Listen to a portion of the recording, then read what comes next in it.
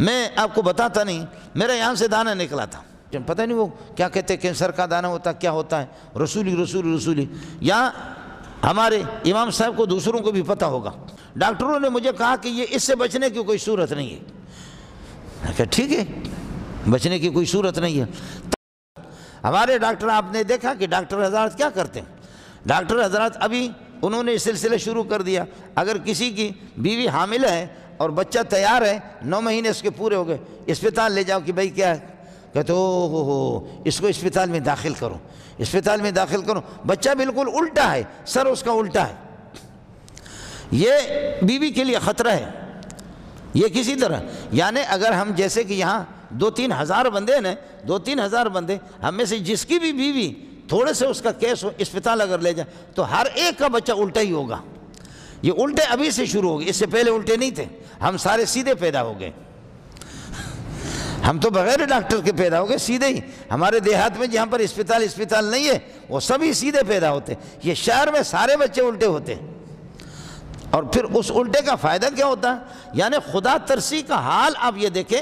ان کی خدا ترسی بے ایمانی اس حد تک بڑھ گئی ہے کہ میں نے عرض کیا یہ صرف ڈاکٹروں کا قصور نہیں ہے، مولوی جن والا ہے، تعویذ والا مولوی ہے۔ آپ جائیں گے کہ حضرت مجھے کسی نے جادو نہیں کیا، یہ جو ہم 2,000 بندے ہیں، یہ 3,000 بندے، ہم میں سے الگ تھلگ آپ جائیں کہ حضرت مجھے دیکھو، مجھے کسی نے جادو نہیں کیا، ہاں آپ پر بہت بھوت ہے،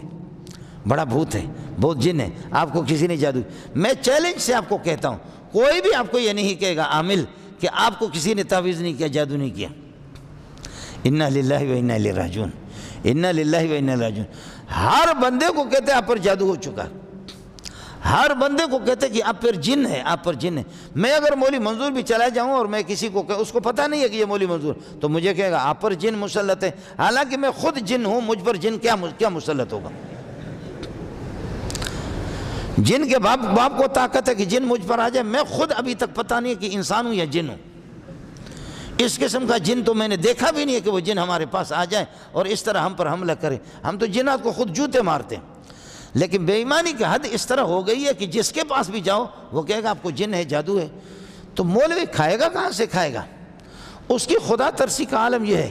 اور ڈاکٹر کے پاس لے جاؤ، ڈاکٹر کہتے ہیں بچہ الٹا ہے۔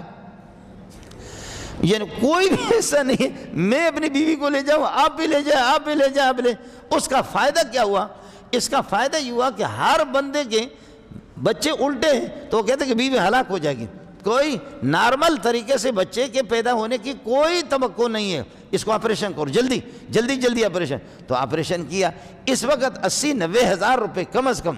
اور اس کے 2-3 دن وہ بیڈ پر رہے گی، دیگر دوائیاں، آپریشن، 80-90 ہزار، یعنی لاکھ روپے آپ کے 4 بچوں پر 4 لاکھ آئیں گے۔ اس کے بعد بچے کا سلسلہ ہی ختم ہو گیا، وہ ایک مرتبہ چیرا، دوسری مرتبہ چیرا، تیسری مرتبہ چیرا، چوتھی، 4 آپریشن کے بعد تو کسی کا بچہ ہی نہیں ہوگا۔ 4 کے بعد پھر یہ کرتے ہیں کہ خاندانی منصوبہ بندی، پھر وہ جو رحم ہے اس کو الٹا کرتے ہیں یا آپریشن کر کے نکالتے ہیں، تو 4 بچے، مشکل سے 4 بچے یہ آپریشن۔ لیکن آپ کو عجیب بات بتاؤں کہ کینسر کے لیے اور بعض بیماریوں کے لیے روزہ بہت ہی مفید ہے، بہت ہی مفید ہے۔ یہ کینسر بھی زیادہ کھانے سے یہ ہو کر کے پھر جراثیم، اور رمضان میں جب آدمی بھوکا ہوتا ہے، جب آدمی رمضان میں بھوکا ہوتا ہے، کھاتا پیتا کچھ بھی نہیں ہے، روزہ اس نے رکھا ہے، تو پھر یہ کہ انسانی یہ ہے کہ انسان کو تو ظاہر ہے کہ کچھ غذائیت تو چاہیے، وہ چیز جب ہے نہیں ہے تو ان جراثیم کو اس کی قوت مدافعت کھا کر کے ختم کر دیتا۔ بہت سے لوگ میں آپ کو بتاتا نہیں، میرے یہاں سے دانہ نکلا تھا، ہمارے سردار مرداروں کو دیکھا اپنے لوگوں نے، لوگ کہتے ہیں کہ اللہ آپ کا بھلا کرے، اس کو یہ ہے کہ آپریشن، پتہ نہیں وہ کیا کہتے ہیں، کینسر کا دانہ ہوتا کیا ہوتا ہے، رسولی، یا ہمارے امام صاحب کو دوسروں کو بھی پتہ ہوگا۔ سبحان اللہ، لوگوں نے مجھے کہا کہ آپریشن کرو، میں نے کہا فلانا سردار نے آپریشن کیا وہ بھی مردار ہو گیا، فلان نے کیا وہ بھی مردار ہو گیا، فلان نے کیا وہ بھی مردار ہو گیا، فلان نے کیا وہ بھی مردار ہو گیا، خان بھی مردار ہو گیا، تو کیا بس میں اس پر قل ہو اللہ پڑھ کر کے، الحمد پڑھ کر کے دم کرتا، اور طالب علموں کو، غریبوں کو بلا کر کے، ہم اس مقام کے تو ہے ہی نہیں، طالب علم کو میں یہ کئی سال ہماری مؤذن صاحب کو بھی پتہ ہے، ہمارے امام صاحب کو بھی پتہ ہے، یہ کئی سال پہلے کی بات ہے، ڈاکٹروں نے مجھے کہا کہ یہ اس سے بچنے کی کوئی صورت نہیں ہے۔ میں کہا ٹھیک ہے، بچنے کی کوئی صورت نہیں ہے۔ طالب علم کوئی آ جائے، میں کہتا ہوں کہ بھئی بابا اس پر دم کرو، مجھے پتا ہے کہ مولوی صاحب کا دم اتنا نہیں لگتا جتنا طالب علم کا دم لگتا ہے۔ ان میں بعض یتیم اور غریب لڑکے ہوتے ہیں، ان کا جو دم لگتا ہے سبحان اللہ، تو طالب علم میں کہتا ہوں یار اس پر دم کرو، دوسرا کوئی آ جائے میں اس کو کہتا ہوں یہ دم کرو، تیسرا یہ کہ استاد جی سر دباتے آپ کے، پورا دن پڑھا کر کے میں کہتا ہوں چھوڑو ان باتوں کو، دم کرو، بخدا اس کا نام و نشان نہیں ہے، کیا تھا کہاں گیا کدھر ہو گیا۔ لیکن یہ مولویوں سے اتنا نہیں ہوتا، پیر صاحب کے دم سے نہیں ہوتا، یہ طلباء سے ہوتا، پیر صاحب کے دم سے نہیں ہوگا۔ مسیلمہ کذاب نے جب نبوت، جھوٹے جو ہوتے ہیں نا، مسیلمہ کذاب کو کسی نے کہا کہ آپ بھی نبی بن رہے، تو محمد رسول اللہ نے، ایک آدمی نابینا تھا اس کو دم کیا تو وہ بالکل ٹھیک ہو گیا، بینا ہو گیا، وہ کہنے لگے میری ایک آنکھ نہیں ہے۔ آپ دم، مسیلمہ کذاب تو آپ نے سنا، اس خنزیر نے 200 سال عمر کی، نبی کے وصال کے بعد پھر نبوت کا دعویٰ کیا، تو کسی مرید نے کہا ہم آپ کو نبی تو مانتے ہیں لیکن کہ میری ایک آنکھ ہے اور دوسری ہے کہ چلی گئی ہے، آپ دم کریں۔ وہ جو مسلمانوں کا محمد ہے وہ تو نابینوں کو دم کر کے وہ بھی ٹھیک ہو جاتے ہیں، اور علی کی آنکھ میں تکلیف تھی دم کیا تو ٹھیک ہو گیا، اور فلاں کو دم کیا تو ٹھیک ہو گیا۔ تو مسلمہ کو کہا تھا کہ آپ کو نبی تو مانیں گے لیکن دم کرو، مسلمہ نے دم کیا تو وہ آنکھ جو ٹھیک تھی وہ بھی چلی گئی۔ یک نہ شد دو شد، جو آنکھ اس کی ایک تو چلی گئی، دوسرے کا دعا کرو کہ یہ ٹھیک ہو جائے۔ مسلمہ جب دم کیا تو دوسری بھی چلی گئی۔ پھر اس کی جو لشکر تھی 1.5 لاکھ 2 لاکھ کی لشکر تھی،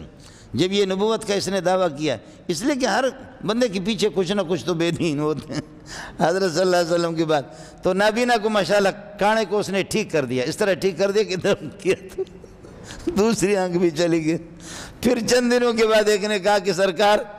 وہ حدیبیہ کے موقع پر محمد رسول اللہ کے ساتھ مسلمانوں کے نبی کے پاس صحابہ تھے اور ان کو پانی نہیں ملا، تو ایک کنواں تھا، پانی اس کا خشک ہو گیا، محمد نے اپنے لعاب اس میں ڈالا تو پانی ایسے چشمہ ابھرنے لگا۔ کہنے لگا کہ محمد رسول اللہ نے تو وہ خشک جو کنواں خشک ہو گیا اس کو بھی محمد رسول اللہ صلی اللہ علیہ وسلم نے دم کیا تو ٹھیک ہو گیا، ہمارا چشمہ آپ کی لشکر 1 لاکھ 1.5 لاکھ کی، اس کو دم کرو تاکہ ہم آپ کو نبی مانیں۔ تھوڑا سا اس میں پانی تھا، دم کیا تو وہ بھی خشک ہو گیا،